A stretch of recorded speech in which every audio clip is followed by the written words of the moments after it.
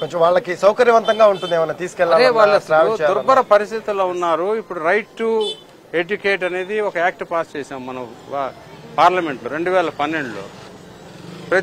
ప్రతి పిల్లవాడు పాప గాని బాబు గాని భారతదేశంలో పుడితే వాళ్ళకి చదువుకునే హక్కు కల్పించింది భారత రాజ్యాంగం ప్రకారం. కానీ ఇక్కడ దానికి వాళ్ళని మోటివేట్ చేయడం కానీ వాళ్ళకి దిశ దిక్సూచి చేసేవాళ్ళు లేరు. ఇక్కడ స్కూల్స్ అధ్వానమైన పరిస్థితుల్లో ఉన్నాయి. కాబట్టి వాళ్ళందరికీ కూడా మోటివేట్ చేసి స్కిల్ డెవలప్మెంట్ సెంటర్స్ పెడితే యువత చాలా బ్రహ్మాండంగా ఉంది, ఎనర్జీ ఉంది. వాళ్ళందరినీ కూడా మంచి పద్ధతిలో ఛానలైజ్ చేయాల్సిన అవసరం ఎంతైనా ఉంది. ఇప్పుడు మీ తోటి మిత్రులు జనసేన కావచ్చు, టీడీపీ కావచ్చు, వాళ్ళు ఎలా ఉంది, సపోర్ట్ ఎలా ఉంది ఏంటి? అలాగే జనసేన నుంచి ఒక నేత కూడా బయటికి వెళ్ళిన పరిస్థితి. సో అంత క్యాడర్ అంతా మీతోనే ఉందా? క్యాడర్ బ్రహ్మాండంగా ఉన్నారు. అసలు ఆ నేత పేరు కూడా అనవసరం, ఎవరో వెళ్తుంటారు. ఇప్పుడు దోమ వస్తుంది, దోమని పంపించేయాలి కదా, దోమ కుట్టక ముందే పంపించేస్తాం కదా దాన్ని. అలా వెళ్ళిపోయింది. దాని గురించి అసలు మాట్లాడదాం అనవసరం. మాకు జనసేన కానీ భారతీయ జనతా పార్టీ కానీ తెలుగుదేశం పార్టీ మన ఆంధ్రప్రదేశ్లో అతిపెద్ద పార్టీ, అందులో అనుమానం లేదు. ఓల్డెస్ట్ పార్టీ ఇప్పుడు సర్వే అవుతుంది. 44 సంవత్సరాలు 46 సంవత్సరాలు 47 సంవత్సరాలు అయిపోయింది తెలుగుదేశం పార్టీ పెట్టి. కాబట్టి వాళ్ళు నా మాతృ సంస్థ కూడా అదే, నా మాతృ పార్టీ. అక్కడి నుంచే వచ్చాను నేను. వాళ్ళు నేర్చుకుంది తెలుగుదేశం పార్టీలో చంద్రబాబు నాయుడు గారి ఆధ్వర్యంలో. జనసేన పార్టీ బ్రహ్మాండంగా అది యంగెస్ట్ పార్టీ, బ్రహ్మాండంగా ఉన్నారు. పవన్ కళ్యాణ్ గారు ఒక మంచి మానవతావాది, త్యాగమూర్తి, అందులో డౌటే లేదు. ఆయనకు ప్రజలకు ఏదో చేయాలనే కోరిక మాత్రం గట్టిగా ఉంది. ఆయనకు కూడా 3 పార్టీలు కలిసి మిత్రధర్మం ప్రకారం వాళ్ళ సహాయం మేము తీసుకోవాలి, మా సహాయం వాళ్ళకి ఇవ్వాలి. సైకిల్, కమలం, గ్లాస్ ఎక్కడెక్కడైతే కంటెస్ట్ చేస్తుందో అన్ని కూడా గెలిపించి ఇప్పుడున్న ప్రభుత్వానికి అరాచక పాలన పారదోలాలి, మంచి పాలన తీసుకురావాలి అని అంటే ఇప్పుడున్న అధికార పార్టీకి అపోజిషన్ స్టేటస్ కూడా ఉండకుండా ప్రజా ఉద్యమం వచ్చి వాళ్ళని తరిమి కొడతారనే నా నమ్మకం. కొన్ని విమర్శలకి క్లారిఫికేషన్ అండి.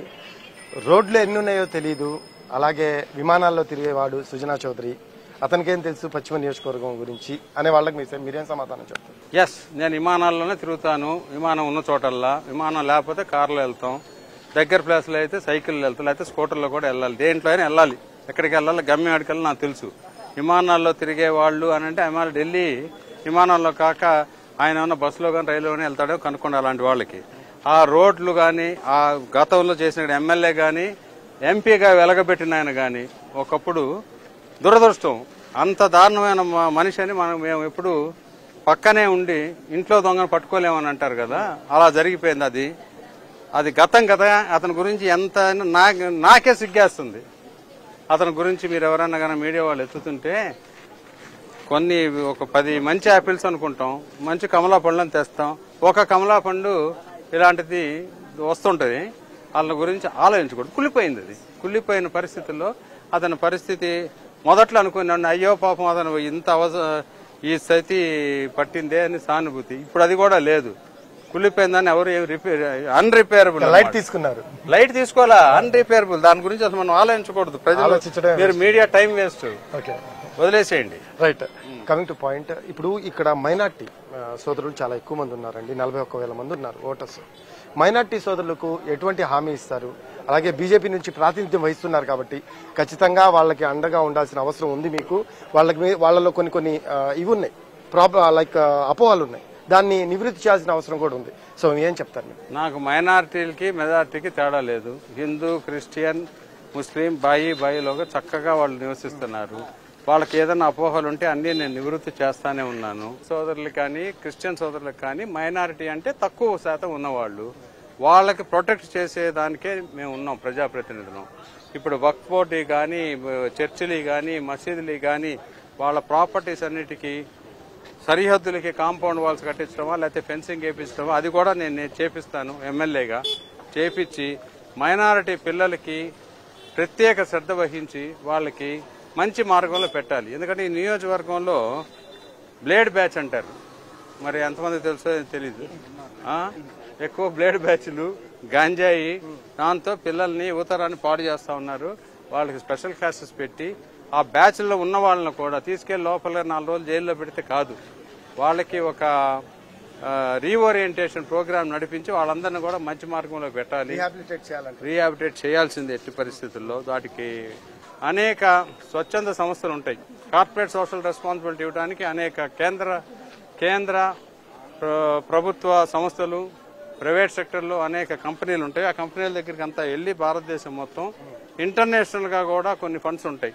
ఇలాంటి పరిస్థితుల్లో, ఇలాంటి దుర్భర పరిస్థితుల్లో ఉన్న ప్రజానీకానికి మార్గం వాళ్ళ ప్రమాణాలు పెంచాలని ఇంటర్నేషనల్ లో చాలా ఫండ్స్ ఉన్నాయి.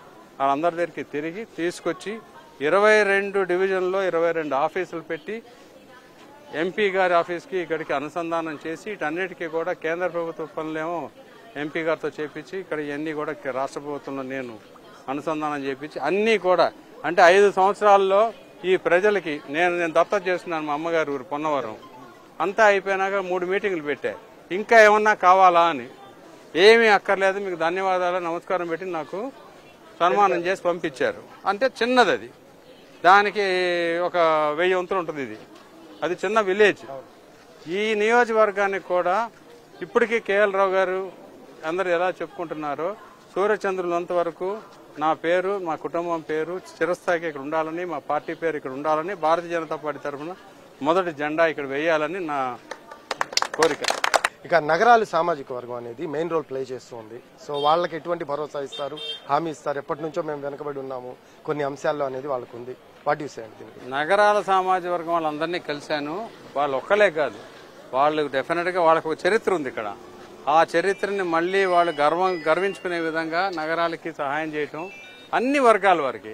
ఇక్కడ అందరూ ఉన్నారు, నగరాలు ఉన్నారు, ముస్లింస్ ఉన్నారు, క్రిస్టియన్స్ ఉన్నారు, కాపులు ఉన్నారు, అదృష్టవశాత్తు కమ్మాళ్లు తక్కువ ఉన్నారు. కాబట్టి ప్రజాసేవలో మత ప్రాతిపదిక మీద, కుల ప్రాతిపదిక మీద నాయకుడు అనేవాడు రావటం కాదు. ప్రజాస్వామ్యంలో సమర్థవంతమైన నాయకులు రావాలి. కుల ప్రాతిపదిక మీద ఒక 3 నిల్చుంటే ఆ కులం వాళ్ళు ఎక్కువ వేసేస్తే 20%తో కూడా 25% ఓట్లతో కూడా ఎమ్మెల్యే అవ్వచ్చు. అది కాదు. ఈ నియోజకవర్గం వచ్చినప్పుడు మన భారతదేశంలో ఉన్న ప్రతి సంస్కృతి, ప్రతి కులము, ప్రతి మతము, ప్రతి భాష ఇక్కడ ఉంది.